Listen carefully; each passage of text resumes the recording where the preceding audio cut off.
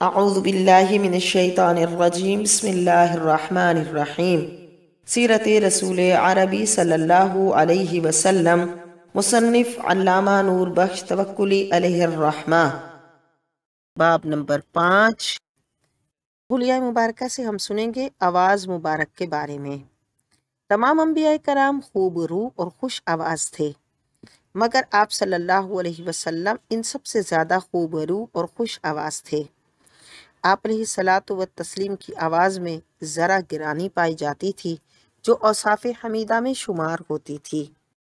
خوش آواز ہونے کے علاوہ آپ بلند آواز تھے کہ جہاں تک آپ کی آواز پہنچتی اور کسی کی آواز نہیں پہنچ پاتی تھی۔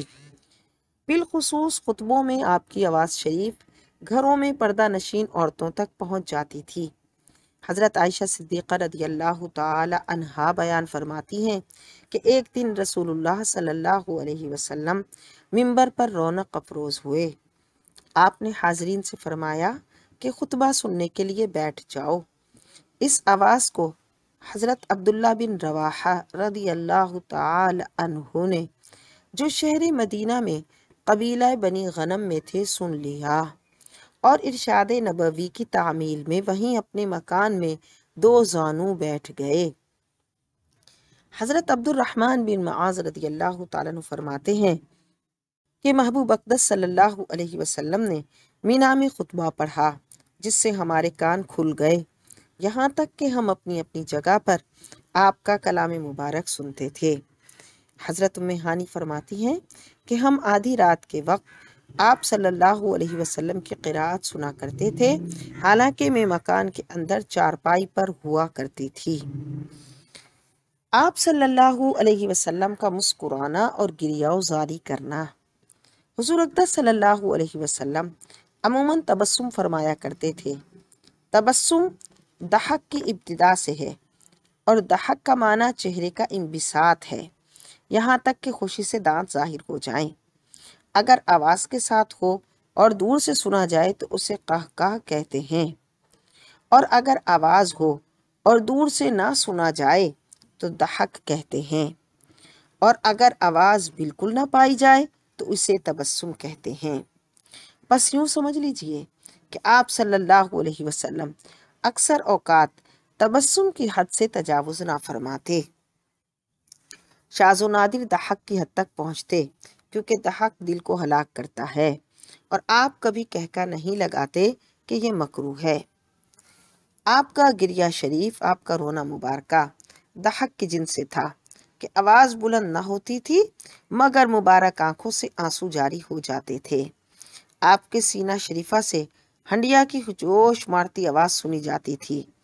آپ کا گریہ مبارکہ صفت جلال الہی کی تجلی اور امت پر شفقت اور میت پر رحمت کے باعث ہوا کرتا، اور اکثر قرآن شریف کے سننے سے اور کبھی کبھی نماز شب میں بھی ہوا کرتا، اور آپ نے انگڑائی کبھی نہیں لی۔ سر مبارک بڑا تھا، یہی وہی سر مبارک ہے جس پر بعثت سے پہلے بطریق ارہاس و کرامت موسم گرما میں بادل سایہ کیے رہتا تھا۔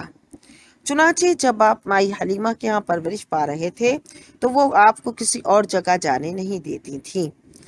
ایک روز وہ غافل ہو گئیں اور حضور صلی اللہ علیہ وسلم اپنی رضائی بہن شیمہ کے ساتھ دوپہر کے وقت مویشیوں میں تشریف لے گئے۔ مائی حلیمہ تلاش میں نکلیں، آپ کو شیمہ کے ساتھ پایا، کہنے لگی ایسی تپش میں؟ شیمہ بولی اماں جان، میرے بھائی نے تپش محسوس نہیں کی، میں نے دیکھا کہ بادل آپ پر سایہ کرتا تھا، جب آپ ٹھہر جاتے تو بادل بھی ٹھہر جاتا، اور جب آپ چلتے تو وہ بھی چلتا، یہی حال رہا یہاں تک کہ ہم اس جگہ آ پہنچے ہیں۔ مائی حلیمہ نے پوچھا بیٹی کیا یہ سچ ہے؟